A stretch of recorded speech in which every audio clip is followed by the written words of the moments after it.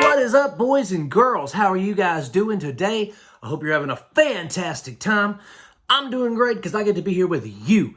Today, man, what are we going to talk about? I'll tell you what we're going to talk about. We're going to talk about a movie from 1977 called Dead of Night. Now, this was a TV movie, so, you know, it's not going to have a lot of cursing, a lot of blood, a lot of guts. Plus, it's the 70s. You know what I mean? So, we're getting that nostalgia factor. Also, guys, this was on Svengoolie this week. So, Saturday, I'm sitting there, right? I got my porch TV on, Svengoolie. We're watching Sven outside because it was a beautiful weekend. And then over here, I got my bedroom door open and I got the Alabama-Georgia game on, watching that. So, fantastic weekend. But let's get down into this movie, The Dead of Night, right? This got Ed Bagley Jr. in it in our first tale. This is an anthology film. So it's got 3 tales of macabre mayhem. And you know what, guys? It was pretty good. I enjoyed it. I'd never seen it before. I had gone onto the Svengoolie fan page on Facebook. You guys look it up, follow him. Fantastic host. Horror host, one of the best ever, right? And he had In the Dead of Night, or not In the Dead of Night, it's just Dead of Night. And like I said, I'd never seen it before, so I said, I'm going to check this out. I had slept most of the day. I slept through my UFC fights earlier in the day because I was tired.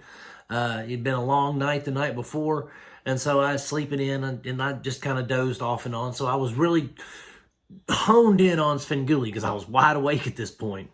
And the first tale is kind of like Christine, but with time traveling and not a killer car. You know, our first tale is Ed Bagley Jr. He gets a, I can't remember the name of the car, something Playboy, Fairlane Playboy, something. I don't remember the name of it, but he gets this car. He restores it. He finds it at a junk place. He restores his car to pristine, mint factory condition. And he's driving it down the back road, and it teleports him in time back to the age that the car was, the original, you know, 1920s, whatever it was, where he was at.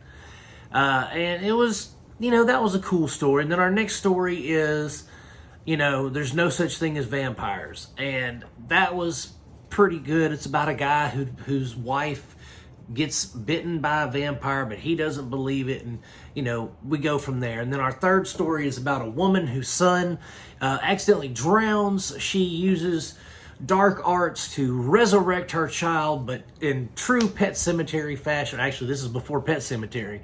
So in true fashion to that kind of summoning, they come back, but they're not the same. And, you know, again, macabre mayhem ensues. And so all 3 tales were fun. I enjoyed all of them.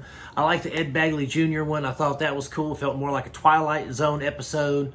I really, really dug the kid and the mom, where the kid drowned and she was summoning him back with the dark arts and all that. I really dug that one.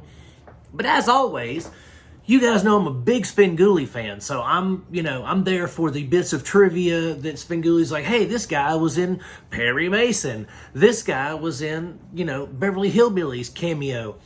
This person was this famous actor's son. It was just, you know, I always love those little bits of trivia that Svengoolie throws out. Plus, we get to see him interview, you know, celebrities from horror movies. We get to see fan art. We get to hear his terrible dad jokes. It's just a fun time for Svengoolie on Saturday nights, okay? And this was a really good movie. I'm glad he showed it. Again, it's something I had never seen. I don't know if he's shown it before on his show, but it's something I had never seen, so I really enjoyed it. I thought it was a fantastic film, and especially getting to watch it outside in beautiful weather gives a star to it. You know what I'm saying? But this was good, guys. And I am going to just basically, I'm going to tell you that this is directed by a guy named Dan Curtis. Now, what did Dan Curtis do? I don't know. I didn't look it up before I made this review. So, I'm just going to tell you that Dan Curtis was the director of this film. And guys, y'all need to check it out, okay? Y'all really do. If you can find it streaming somewhere, give it a go. I think it's on Tubi, maybe, if you want to check it out there. But I'm going to give The Dead of Night, or it's not the. There's no the in front of it. I kept looking it up on Letterboxd with The Dead of Night, and it did not come up properly. So, Dead of Night, look it up if you want to. Check it out. It's a good little anthology, made-for-TV horror movie. And that's it, guys. If you like the reviews, like and subscribe. Sorry, I got lost there. If you like the reviews, by all means, like and subscribe, guys.